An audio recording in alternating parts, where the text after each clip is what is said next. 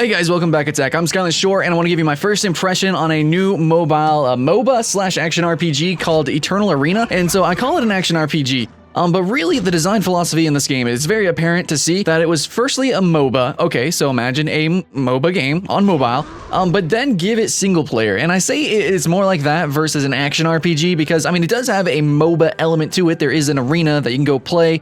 But the action RPG aspect to the game just kind of feels weird. Like, it's not normal. I don't know. It's strange. It's very weird. It definitely seems like heavily focused and inspired by MOBA gameplay, apparently. But truly, honestly, like, you even have the itemization outside of the action RPG, a scene that's more in tune with MOBAs. Like, you have 6 slots for items to equip your character to go into battle with. If you think of it like an offline MOBA, right? You think action RPG, but the truth is that really when you play this game, it feels like a MOBA that happens to have a single player component, especially when you factor in the fact that it is autoplay. Yes, you can click autoplay. The autoplay AI isn't great, it's not smart, and sometimes maybe you just want to do that to grind a little bit. Yeah, okay, so I don't like autoplay, and I'm just gonna say that. Done. But there is a PvP orientation to the game, so I like that. I like the fact that there is PvP, and even if the game is grindy, whatever, that can be circumvented with spending money, which is what they want you to do, and we will talk about how I hate that later on.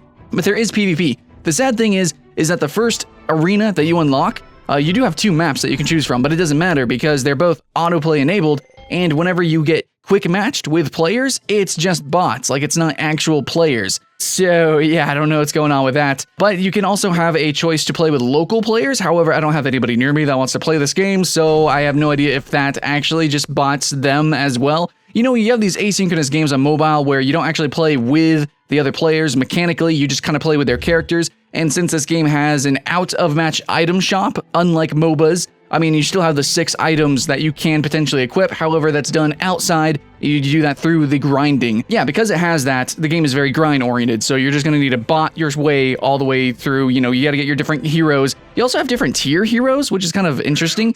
You have like 3 stars, 2 stars, and 1 stars, which I'm not sure how that works, but basically, I guess, I'm assuming you have to grind to get more 3-star characters. So yeah, just a lot of grinding.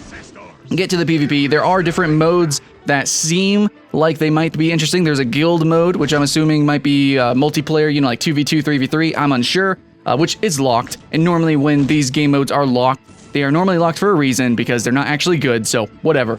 So the guild is locked until you are like level 14 or something like that. So it takes a while, and I'm not about to do that in first impressions. It's not a full review. And then we also have another game mode, which is unlocked until I get to a certain chapter, I believe chapter like 4 in the single player. And that potentially might also be like actual PvP. However, again, it's locked. Can't show it off in first impressions. You know, mobile developers, if you want to make a good first impression, you should allow us to play pretty much everything instantaneously. I mean, I imagine for a MOBA, sure, make us play a couple bot matches, I guess. But, dude, come on, really? I have to get to chapter 4 in the single player to play multiplayer? Come on, man. Anyways, I guess we're done with the mechanics, basically. It's super simple, you just press buttons, super low cooldowns, it doesn't seem like anybody has any resources, though I did play with only 1 character. I had a little sidekick character, and it seems like you can customize your party whenever you go into the single player, but then again, doesn't matter. You just hit autoplay and you will win. The difficulty is super low, but graphically, it looks really good. It's probably, I think, acceptable, like, for any device. It seems like it's gonna run well, which is appropriate. The controls are really good, actually. Overall, the polish seems like this could be a good game. That's why I wanted to do a first impression on this. I was kind of sold whenever I saw the trailers and everything, so yeah, I wanted to play it. However, talking about the art and the graphics, they completely are uninspired. I mean, entirely, like, literally, it looks like stolen assets from World of Warcraft.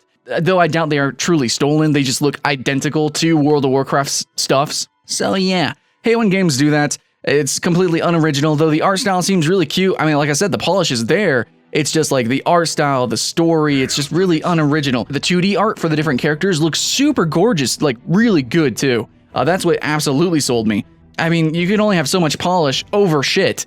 It's still gonna be garbage in the end. So autoplay sucks. The PvP, the first PvP that you get enabled to is autoplay. It's grindy.